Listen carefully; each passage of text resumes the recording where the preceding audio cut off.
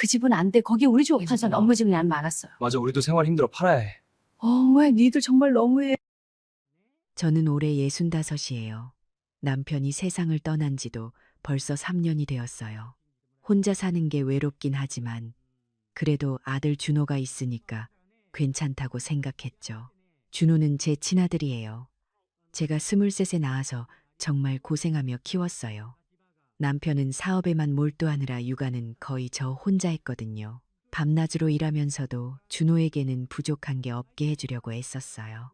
대학 등록금도 전부 제가 댔어요. 남편 회사가 어려울 때도 제 적금을 깨서 준호 학비를 냈죠. 그렇게 해서 준호는 좋은 대학을 졸업했고 괜찮은 회사에 취직했어요. 준호가 결혼한 건 2년 전이에요. 신부는 수진이라는 여자였는데 처음 만났을 때는 착해 보였어요. 공손하게 인사도 잘하고 웃는 모습도 예뻤죠. 어머님, 잘 부탁드려요. 준호 오빠 잘 보살피겠습니다. 수진이는 그렇게 말했어요. 저는 속으로 좋은 며느리를 만났구나 싶었죠. 결혼식 비용도 제가 대부분 냈어요. 남편이 남긴 보험금이 좀 있었거든요. 신혼집 전세 보증금도 반은 제가 보태줬어요. 준호 부부가 잘 살았으면 하는 마음이었죠. 그런데 결혼하고 나서부터 뭔가 달라지기 시작했어요. 처음에는 작은 것들이었어요. 준호네 집에 가면 수진이가 현관에서부터 인상을 찌푸렸어요. 어머님, 오늘 오신다고 말씀 안 하셨잖아요. 아, 미안해. 김치 좀 담가서 가져다 주려고. 아이고, 그냥 미리 말씀해 주시지. 집이 좀 지저분해서요. 집은 전혀 지저분하지 않았어요. 오히려 너무 깨끗했죠. 그냥 제가 오는 게 싫은 거였어요. 그래도 저는 참았어요. 며느리도 적응할 시간이 필요하다고 생각했거든요. 몇 달 후 제 생일이었어요. 준호가 식사하러 오라고 해서 갔죠. 그런데 현관에서부터 분위기가 이상했어요. 초인종을 눌렀는데 한참을 기다려야 했어요. 드디어 문이 열렸을 때 수진이가 나왔어요. 어머님, 왜 이렇게 일찍 오세요? 아직 준비도 안 됐는데. 응, 준호가 6시에 오라고 했는데. 아, 그래도 좀 천천히 오시지. 들어오세요. 수진이는 마지못해 문을 열어줬어요. 저는 안으로 들어갔죠. 그런데 현관에서 신발을 벗으려는데 수진이가 말했어요. 어머님, 혹시 슬리퍼 신으실래요? 바닥 청소 방금 했거든요. 저는 그냥 제 신발을 벗고 들어가려고 했는데 수진이가 슬리퍼를 내밀었어요. 낡은 슬리퍼였어요. 거실에는 준호가 소파에 앉아 TV를 보고 있었어요. 준호야, 엄마 왔어. 준호는 TV에서 눈을 떼지도 않고 대답했어요. 아, 네. 어머니 오셨어요. 어머니, 준호는 항상 저를 엄마라고 불렀어요. 그런데 갑자기 어머니라니 저는 조금 이상했지만 그냥 넘어갔어요. 준호야, 오늘 뭐 해 먹을 거니? 수진이가 대신 대답했어요. 치킨 시켰어요. 어머님도 치킨 괜찮으시죠? 제 생일인데 치킨이요. 저는 속으로 좀 서운했지만 겉으로는 웃으며 말했어요. 그래, 괜찮아. 치킨도 좋지. 치킨이 도착했어요. 우리는 식탁에 앉았죠. 그런데 준호와 수진이는 계속 둘이서만 얘기했어요. 오빠, 이거 맛있다. 먹어봐. 응, 진짜 맛있네. 여보도 먹어. 저는 혼자 치킨을 먹으며 그냥 지켜봤어요. 식사가 끝나고 저는 설거지라도 하려고 했어요. 수진아, 내가 설거지 할게. 아니에요, 어머님. 그냥 편하게 계세요. 제가 할게요. 준호도 거들었어요. 어머니, 그냥 계세요. 수진이가 한대요. 저는 다시 거실로 돌아왔어요. TV를 보려고 했는데 준호가 말했어요. 어머니, 좀 있다가 집에 가실 거죠? 응. 왜? 아, 우리 오늘 좀 일찍 자려고요. 내일 아침 일찍 나가야 해서요. 시계를 보니 아직 8시도 안 됐어요. 저는 가방을 들고 일어났어요. 그래, 알았어. 그럼 엄마 갈게. 현관에서 신발을 신는데 준호가 말했어요. 어머니, 다음에는 미리 연락하고 오세요. 우리도 스케줄이 있잖아요. 그 말에 저는 가슴이 철렁했어요. 준호야, 오늘 내가 오라고 한 거잖아. 엄마 생일이라고. 준호는 잠시 당황한 표정을 지었어요. 그러다가 말했어요. 아, 맞다. 어머니 생일이네요. 축하드려요. 그게 다였어요. 케이크도 없고 선물도 없었어요. 그냥 축하드려요 한마디. 저는 그냥 집으로 돌아왔어요. 버스 안에서 눈물이 났지만 참았어요. 아직 적응 중이겠지. 조금만 더 기다려보자. 그렇게 스스로를 위로했어요. 그 후로 몇 달이 지났어요. 저는 한 달에 한두 번 정도 준호네 집에 들렀어요. 반찬도 해주고 청소도 도와주고 싶었거든요. 그런데 갈 때마다 수진이는 점점 더 노골적으로 싫은 티를 냈어요. 어머님, 오늘은 왜 오셨어요? 반찬 좀 해왔어. 준호 좋아하는 된장찌개. 아, 우리 배달 음식 먹어요. 요즘 다 맛있잖아요. 그래도 집에서 해 먹는 게 건강에 좋지. 어머님, 저희가 알아서 할게요. 신경 안 쓰셔도 돼요. 준호는 옆에서 아무 말도 하지 않았어요. 그냥 핸드폰만 보고 있었죠. 어느 날, 저는 준호에게 전화했어요. 준호야, 이번 주말에 같이 외식할까? 엄마가 살게. 준호는 한참 망설이다가 대답했어요. 어머니, 죄송한데요. 저희 주말에 약속이 있어서요. 그래? 그럼 다음 주는 어때? 다음 주도 좀 바빠서요. 나중에 연락드릴게요. 나중에, 그 나중에는 오지 않았어요. 저는 점점 준호와 만날 기회가 줄어들었어요. 명절 때도 준호는 수진이 친정에 가겠다고 했어요. 어머니, 저희 올해는 수진이네 가려고요. 괜찮으시죠? 괜찮을 리가 없었지만 저는 그냥 그래라고 했어요. 그해 추석, 저는 혼자 집에서 보냈어요. TV에서는 명절 특집 프로그램이 나오고 이웃집에서는 웃음소리가 들렸어요. 저는 그때 처음으로 생각했어요. 내가 뭔가 잘못하고 있는 걸까? 그리고 더 무서운 생각이 들었어요. 준호가 나를 더 이상 엄마로 생각하지 않는 건 아닐까? 그 생각은 현실이 되었어요. 몇 주 후, 저는 준호네 집 앞에 있었어요. 손에는 준호가 어릴 때부터 좋아하던 갈비찜을 들고 있었죠. 아침부터 3시간이나 걸려서 만든 거예요. 초인종을 눌렀어요. 한참을 기다렸는데 아무도 안 나왔어요. 이상했어요. 안에서 분명 소리가 들리거든요. 다시 초인종을 눌렀어요. 그제야 수진이가 문을 열었어요. 누구세요? 아, 은혜 씨. 은혜 씨. 저는 귀를 의심했어요. 방금 제 며느리가 저를 뭐라고 불렀죠. 수진아. 지금 뭐라고 했니? 수진이는 태연하게 대답했어요. 은혜 씨라고 했어요. 왜요? 나 준우 엄마인데. 알죠. 그런데 이름으로 부르면 안 돼요. 요즘 다들 그렇게 하던데요. 제 손이 떨렸어요. 갈비찜통이 흔들렸죠. 수진아, 그건 아니잖아. 나는 내 시어머니고 그때 준호가 나타났어요. 무슨 일이에요? 저는 준호를 보며 말했어요. 준호야, 수진이가 지금 엄마를 은혜 씨라고 불렀어. 준호는 잠깐 당황한 표정을 지었어요. 하지만 곧 무표정해졌죠. 어머니, 그게 뭐가 중요해요? 그냥 호칭인데, 그냥 호칭이라니. 준호야, 나는 내 엄마야. 준호는 한숨을 쉬었어요. 알아요. 그런데 어머니, 오늘 오신다고 말씀 안 하셨잖아요. 갈비찜에서 가져왔어. 네가 좋아하는. 수진이가 말을 끊었어요. 은혜 씨, 저희 다이어트 중이에요. 기름진 음식은 안 먹어요. 은혜 씨, 또 은혜 씨라고 했어요. 저는 참지 못하고 물었어요. 수진아, 왜 자꾸 나를 은혜 씨라고 부르니? 나는 수진이가 가로막았어요. 그게 더 편해요. 솔직히 어머니라고 부르는 게 부담스럽거든요. 우리 진짜 모녀도 아니잖아요. 그 말에 저는 얼어붙었어요. 진짜 모녀가 아니라고. 준호는 제가 낳은 친아들인데, 수진이는 제 며느리인데, 그게 진짜 가족이 아니라고. 준호에게 말했어요. 준호야, 뭐라고 좀 해라. 엄마를 이렇게. 준호는 고개를 돌렸어요. 어머니, 수진이 말도 일리가 있어요. 요즘은 다들 자유롭게 지내잖아요. 저는 믿을 수가 없었어요. 제가 낳아서 키운 아들이 25년을 온 정성을 다해 키운 아들이 이럴 수가 있나요? 준호야, 어머니, 오늘은 좀 바빠요. 다음에 연락드릴게요.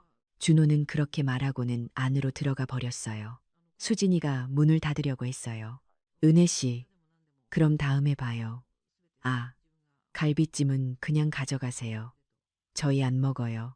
쾅, 문이 닫혔어요. 저는 현관 앞에 그냥 서 있었어요. 손에는 식어가는 갈비찜이 들려 있었죠.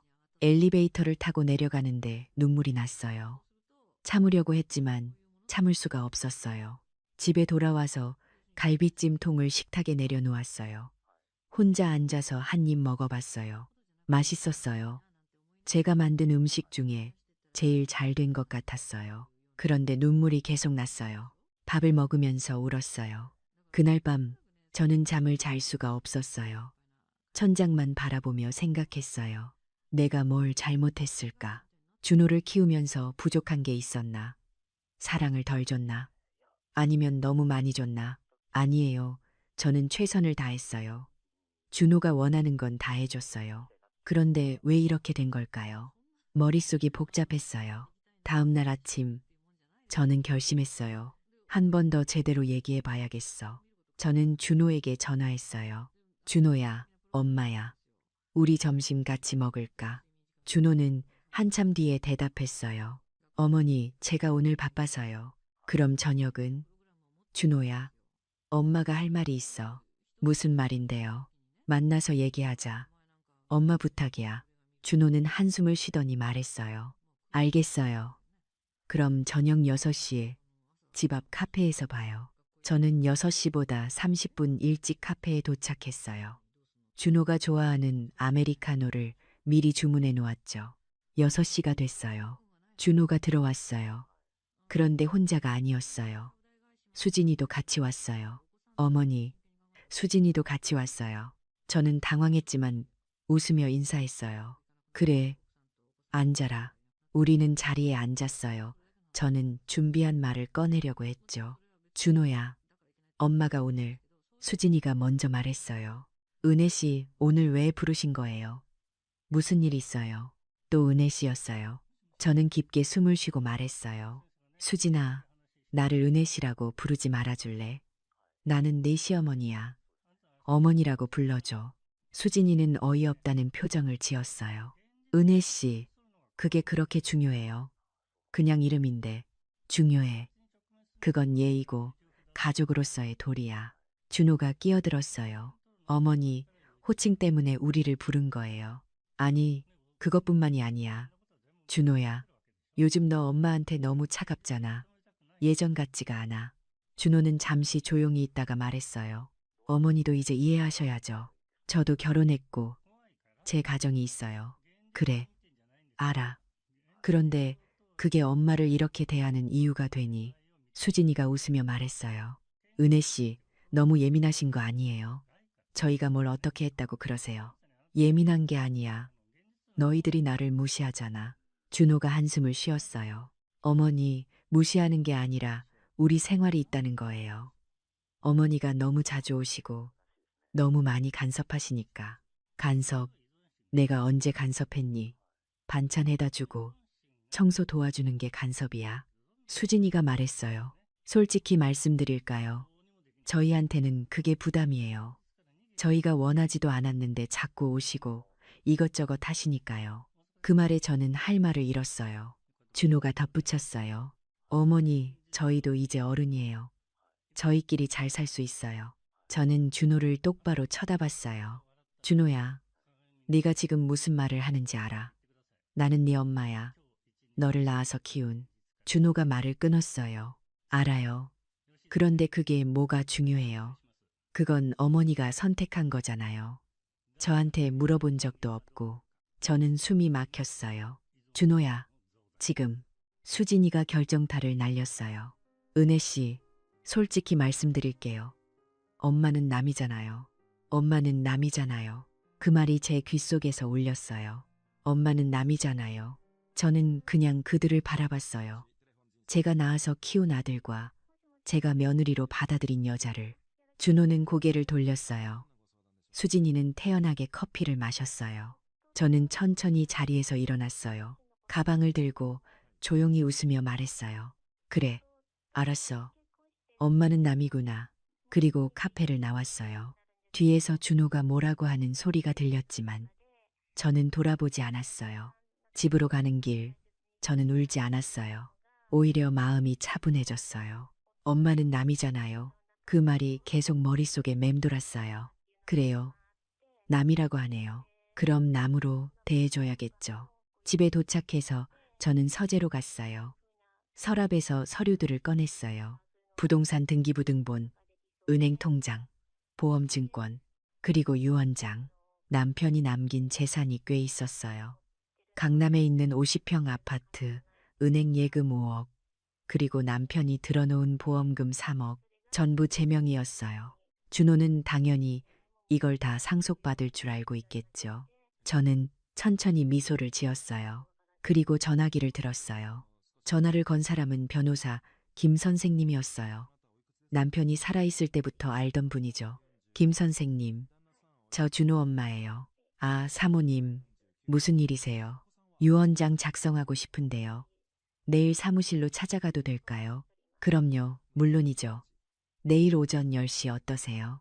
좋아요. 그럼 내일 뵙겠습니다. 전화를 끊고 저는 서류들을 다시 정리했어요.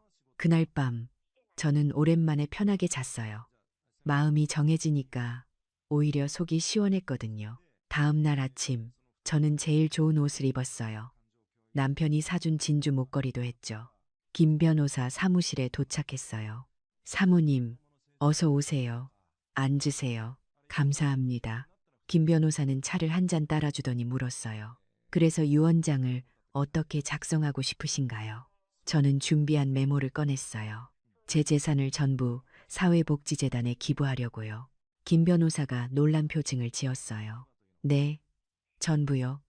그럼 아드님은요? 아들에게는 한 푼도 주지 않을 거예요. 사모님, 그건 법적으로 유류분이라는 게 있어서요. 자녀에게는 최소한의 상속분이. 알아요. 그럼 법으로 정해진 최소한만 주고 나머지는 전부 기부할게요. 김 변호사는 한참 저를 바라봤어요. 사모님, 실례지만 아드님과 무슨 일이 있으셨나요? 저는 잠시 망설이다가 말했어요. 제 아들이 저보고 남이래요. 그래서 남처럼 대하려고요. 김 변호사는 한숨을 쉬었어요. 요즘 그런 일이 많더라고요. 알겠습니다. 유언장을 작성하겠습니다. 그런데 사모님, 정말 이렇게 하셔도 괜찮으시겠어요? 괜찮아요. 오히려 이게 제일 속이 시원해요. 유언장 작성은 1시간 정도 걸렸어요. 저는 꼼꼼하게 확인하고 서명했죠. 그리고 선생님, 한 가지 더 부탁이 있어요. 말씀하세요. 제가 살던 아파트를 팔고 싶어요. 그리고 그 돈으로 작은 아파트를 하나 사려고요. 지금 사시는 곳을 파신다고요? 네. 그 집에는 추억이 너무 많아서요. 이제 새로 시작하고 싶어요. 김 변호사는 고개를 끄덕였어요. 알겠습니다. 부동산 중개업자 소개해 드릴게요. 사무실을 나오는데 마음이 한결 가벼웠어요. 그날 오후 저는 집에서 짐을 정리하기 시작했어요. 준호 어렸을 때 사진들, 준호가 학교에서 받은 상장들, 준호가 엄마 생신 때 그려준 그림들. 하나하나 보다가 눈물이 났어요. 하지만 참았어요. 이 물건들을 전부 상자에 담았어요. 나중에 준호에게 보내줄 거예요. 이제 제게는 필요 없으니까요. 저녁 때 준호에게서 전화가 왔어요. 어머니, 저예요. 응, 무슨 일이니? 어제는 죄송해요. 제가 좀 심하게 말한 것 같아서요. 준호 목소리에는 미안함이 전혀 없었어요. 그냥 형식적으로 하는 말이었죠. 괜찮아. 너희 말이 맞아. 네. 무슨, 엄마는 남이잖아. 너희가 그렇게 생각한다면 그런 거지. 어머니, 그게 아니라, 준호야. 엄마 이사 갈 거야. 네. 이사요. 갑자기 왜요? 이 집이 너무 크더라. 혼자 살기에는 작은 데로 옮기려고. 준호는 잠시 조용하더니 말했어요. 그게 좋을 것 같네요. 어머니 혼자 계시기에 그 집이 좀 크긴 하죠. 저는 씁쓸하게 웃었어요. 이사 간다니까 말리지도 않네. 그래, 알았어. 이사하면 연락할게. 네, 어머니, 그럼 이따 봐요. 전화를 끊고 저는 한참 핸드폰을 바라봤어요. 이틀 후 부동산 중개업자가 집에 왔어요. 사모님, 이 아파트 위치가 정말 좋네요. 강남역 5분 거리에 50평이면 시세가 한 35억 정도 될 것 같은데요. 그래요? 빨리 팔아주세요. 네, 최선을 다하겠습니다. 일주일 만에 집이 팔렸어요. 36억에요. 저는 그 돈으로 강북에 있는 작은 투룸 아파트를 샀어요. 5억이었죠. 나머지 31억은 은행에 예치했어요. 이사하는 날 준호에게 문자를 보냈어요. 준호야, 오늘 이사했어. 새 주소는 나중에 필요하면 알려줄게. 준호에게서 답장이 왔어요. 네, 어머니, 수고하셨어요. 그게 다였어요. 새 집은 작았지만 아늑했어요. 저는 천천히 집을 정리했죠. 거실에는 작은 소파 하나, 작은 TV 하나, 침실에는 침대 하나. 필요한 것만 있으니 오히려 마음이 편했어요. 그날 밤, 저는 발코니에 서서 밖을 바라봤어요. 강남의 화려한 야경 대신 조용한 주택가의 불빛이 보였어요. 저는 차 한 잔을 마시며 생각했어요. 이제 내 인생을 살아야겠어. 다음 날부터 저는 바쁘게 움직였어요. 먼저 동네 복지관에 등록했어요. 거기서 요가 수업을 듣기 시작했죠. 그리고 봉사활동도 시작했어요. 매주 화요일에는 무료 급식소에서 배식 봉사를, 목요일에는 독거노인 분들 집을 방문했어요. 친구들도 다시 만나기 시작했어요. 결혼하고 나서 준호한테만 신경 쓰느라 소홀했던 친구들이요. 은혜야, 왜 이렇게 오랜만이야? 미안해. 그동안 너무 바빴어. 아들은 잘 지내? 응, 잘 지내. 친구들과 수다 떨고, 맛있는 거 먹고, 여행도 다니니까 시간이 금방 갔어요. 한 달이 지났어요. 준호에게서 연락이 왔어요. 어머니, 명절인데 어디 계세요? 집에 있지. 왜? 저희가 인사드리러 가도 될까요? 저는 놀랐어요. 준호가 먼저 연락하다니. 그래, 와라. 주소 보낼게. 1시간 후, 준호와 수진이가 도착했어요. 초인종을 누르자 제가 문을 열었죠. 어서 와. 준호와 수진이는 작은 집을 둘러보며 놀란 표정을 지었어요. 어머니, 여기가 너무 작은 거 아니에요? 아니야. 나 혼자 살기 딱 좋아. 우리는 거실에 앉았어요. 저는 차를 내왔죠. 수진이가 물었어요. 은혜 씨, 그 큰 집은 어떻게 하신 거예요? 팔았어. 네? 팔았다고요? 응. 너무 커서 관리하기 힘들더라. 준호가 조심스럽게 물었어요. 그럼 그 돈은 어떻게 하셨어요? 저는 준호를 똑바로 봤어요. 왜? 궁금해. 아, 아니. 그냥 수진이가 끼어들었어요. 은혜 씨, 그 집이 30억 넘게 하던데요. 혹시 사기 당하신 건 아니죠? 저는 웃었어요. 걱정 마. 제대로 받았어. 36억에 팔았어. 수진이의 눈이 커졌어요. 36억이요? 그럼 지금 이 작은 집 사시고도 돈이 엄청 남았겠네요. 그렇지. 준호와 수진이는 서로 눈빛을 주고받았어요. 저는 그 모습을 조용히 지켜봤어요. 준호가 말했어요. 어머니, 그 돈 잘 관리하셔야 해요. 사기꾼들 많으니까 걱정 마. 은행에 잘 넣어뒀어.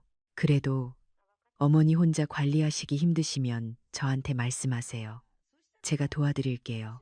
저는 차를 한 모금 마셨어요. 고마워. 그런데 괜찮아. 내가 알아서 할게. 분위기가 묘하게 변했어요. 수진이가 억지로 웃으며 말했어요. 은혜 씨, 요즘 뭐 하고 지내세요?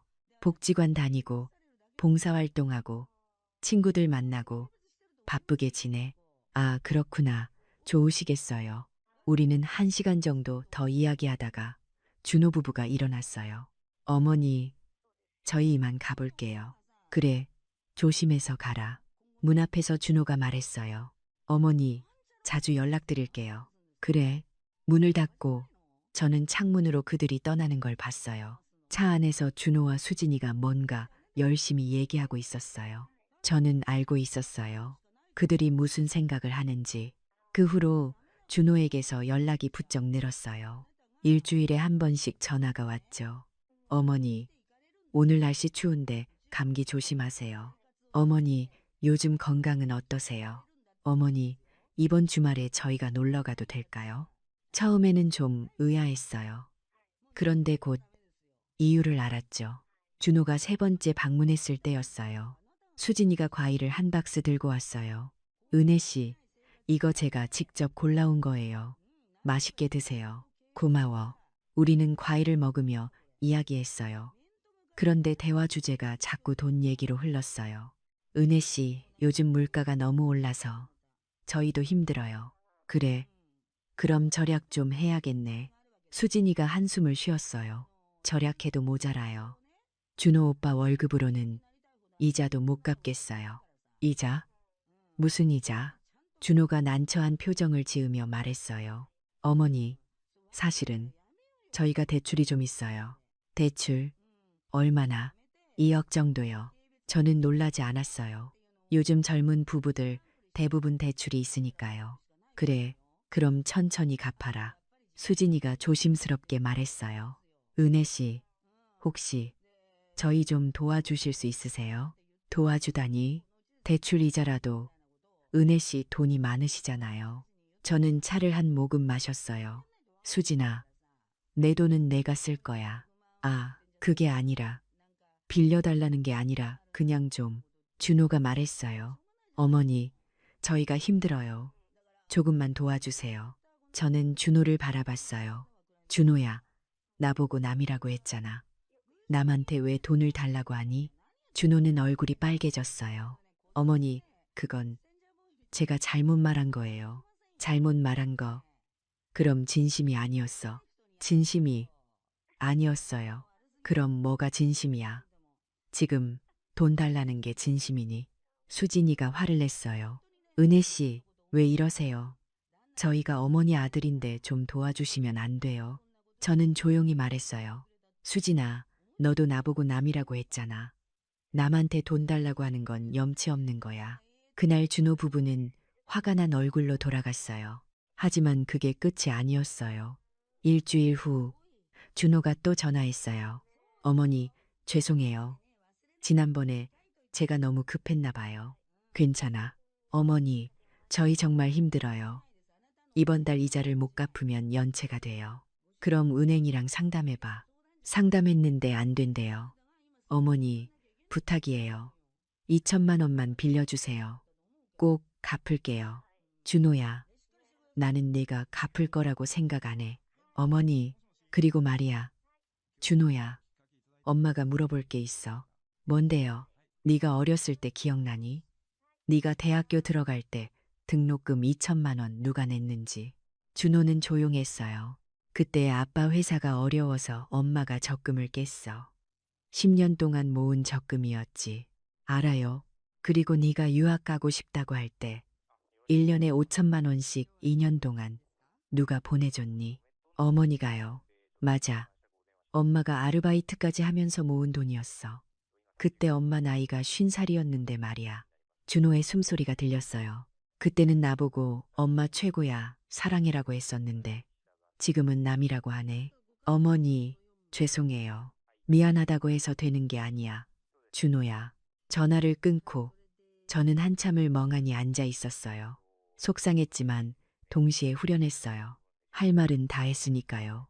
며칠 후 수진이 혼자 찾아왔어요. 초인종을 눌렀을 때 저는 좀 놀랐어요. 수진아, 준호 오빠는 회사에 있어요. 제가 혼자 왔어요. 그래, 들어와. 수진이는 평소와 다르게 조심스러운 태도였어요. 은혜 씨, 저 할 말이 있어서 왔어요. 그래, 뭔데? 수진이는 잠시 망설이다가 말했어요. 제가 잘못했어요. 저는 차를 따르며 물었어요. 뭘? 은혜 씨한테 함부로 한 거요. 어머니라고 불러야 하는데 이름으로 부르고 남이라고 말하고.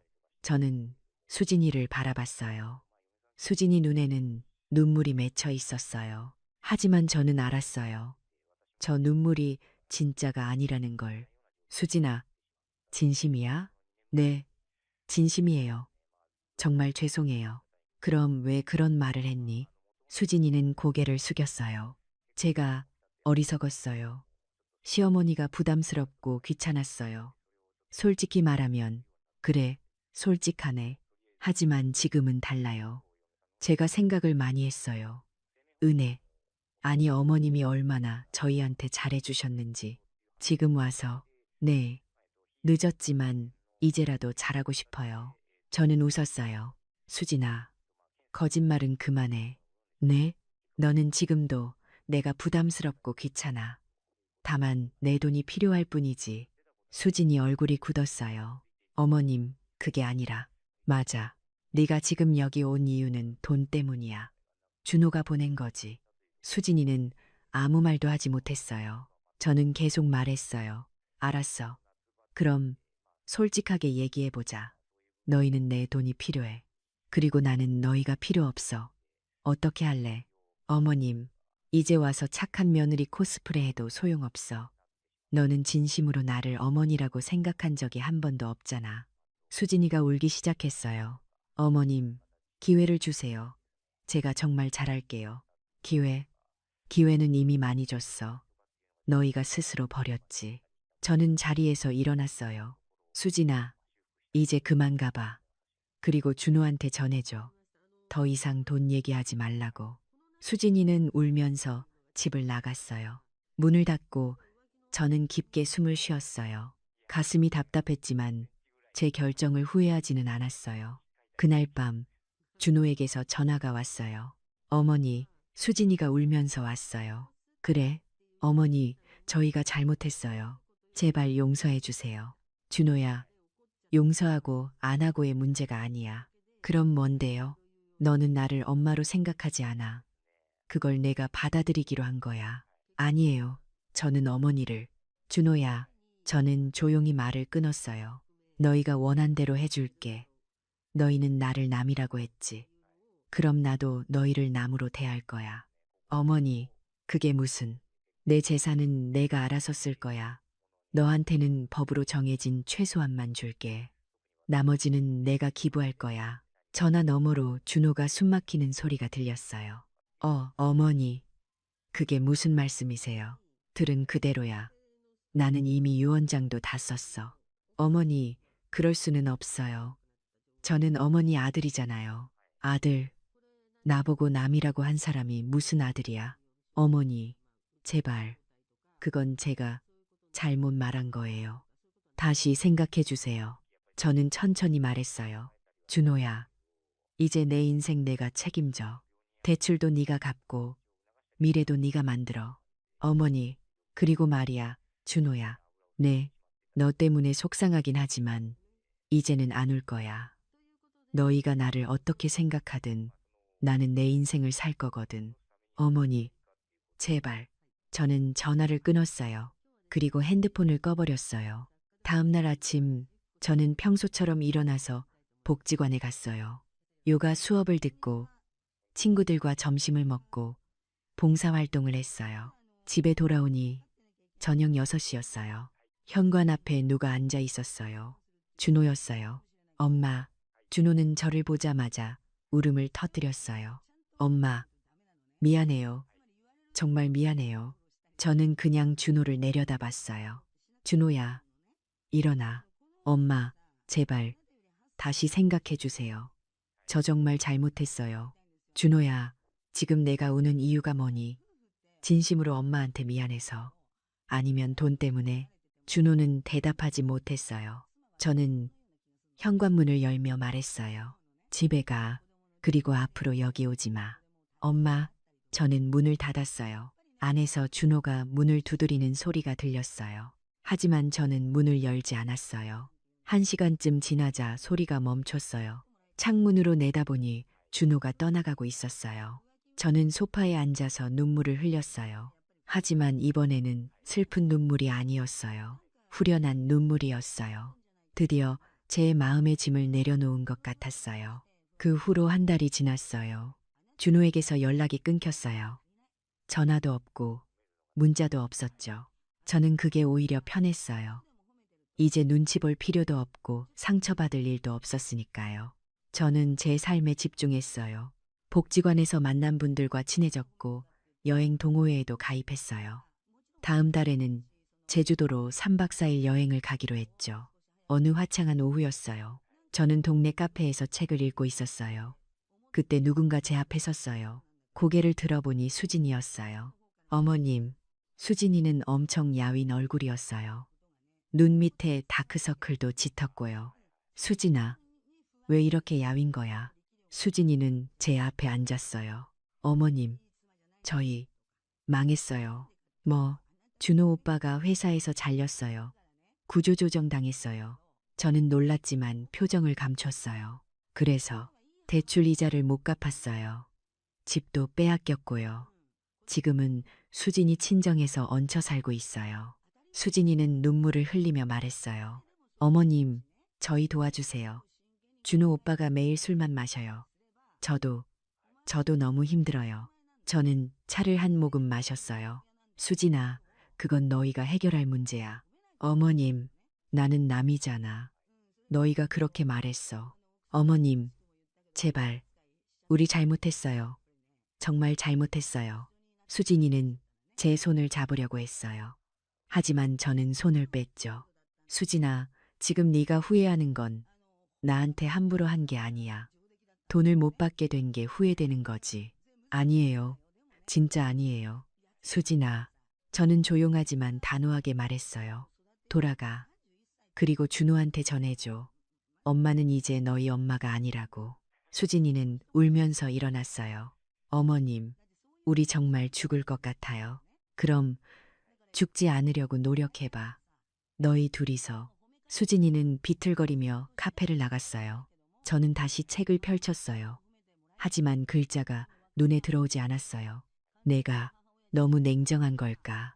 잠깐 그런 생각이 들었어요. 하지만 곧 고개를 저었어요. 아니에요. 제가 냉정한 게 아니에요. 준호와 수진이가 먼저 저를 떠났어요. 일주일 후 준호가 직접 찾아왔어요. 이번에는 집이 아니라 제가 봉사활동하는 복지관이었어요. 배식 봉사를 하고 있는데 줄 끝에 준호가 서 있었어요. 준호도 많이 야위었어요. 수염도 덥수룩하고 옷도 구겨져 있었죠. 제 차례가 왔을 때 준호가 말했어요. 엄마, 저는 국을 떠서 준호 앞에 놓았어요. 여기서는 그런 말 하지 마. 줄 막으니까. 준호는 밥을 받아들고 자리에 앉았어요. 봉사가 끝나고 저는 준호 앞으로 갔어요. 여기서 뭐해? 엄마, 밥 먹을 돈이 없어요. 며칠째 굶었어요. 준호는 정말 배가 고팠는지 허겁지겁 밥을 먹고 있었어요. 저는 그 모습을 보며 가슴이 아팠어요. 하지만 이성을 붙잡았어요. 준호야, 구직 활동은 하고 있니? 하고 있는데 안 돼요. 나이도 있고 요즘 경기가 안 좋아서. 그럼 아르바이트라도 해야지. 엄마, 저는 대학 나왔는데 아르바이트를 어떻게? 저는 한숨을 쉬었어요. 준호야, 지금 그게 중요해? 일단 먹고 살아야지. 엄마가 조금만 도와주면. 안 돼. 엄마, 준호야, 나는 이미 말했어. 너한테 줄 건 법으로 정해진 최소한 뿐이야. 그것도 내가 죽고 나서. 준호는 숟가락을 내려놓았어요. 엄마, 진짜 이렇게 하실 거예요? 응, 저는 엄마 아들이잖아요. 남이라며. 준호는 고개를 숙였어요. 저는 자리에서 일어났어요. 준호야, 이제 가봐. 그리고 다시는 여기 오지 마. 여기는 정말 어려운 사람들이 오는 곳이야. 저도 어려워요. 네가 어려운 건 네가 만든 거야. 엄마를 함부로 대한 대가를 치르는 거지. 저는 준호를 두고 복지관을 나왔어요. 뒤에서 준호가 부르는 소리가 들렸지만 돌아보지 않았어요. 그날 밤 저는 오랜만에 술을 한잔했어요. 혼자 집에서 소주를 마시며 생각했어요. 내가 잘하고 있는 걸까? 솔직히 확신이 서지 않았어요. 하지만 한 가지는 확실했어요. 준호가 변하지 않는 한 저는 태도를 바꿀 수 없다는 거요. 준호는 아직도 자기 잘못을 인정하지 않았어요. 그냥 돈이 필요해서 돌아온 거였죠. 다음 날 아침 저는 김 변호사한테 전화했어요. 선생님, 유 원장 한 번 더 확인하고 싶어요. 그러세요. 오늘 오후에 오실 수 있어요. 네, 갈게요. 오후에 변호사 사무실에 갔어요. 사모님, 유 원장은 그대로 잘 보관되어 있습니다. 혹시 제가 죽기 전에 바꿀 수 있죠? 물론이죠. 언제든지 변경 가능합니다. 좋아요. 그럼 그대로 두겠습니다.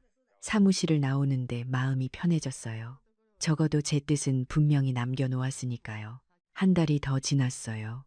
어느 날 준호 친정 쪽에서 연락이 왔어요. 수진이 어머니였어요. 사모님, 저 수진이 어머니예요. 아, 네. 무슨 일이세요? 사모님, 우리 애들 좀 도와주세요. 너무 불쌍해요. 제가 왜 도와줘야 하죠? 사모님이 도와주지 않으면 누가 도와줘요? 준호는 사모님 친아들이잖아요. 저는 차분하게 말했어요. 사돈댁, 준호가 저보고 남이라고 했어요. 그리고 수진이도 저를 이름으로 불렀고요. 그건 애들이 철이 없어서 그런 거예요. 철이 없는 게 아니라 진심이었어요. 그러니까 이제 와서 도와달라고 하지 마세요. 사모님, 사돈댁도 수고하세요.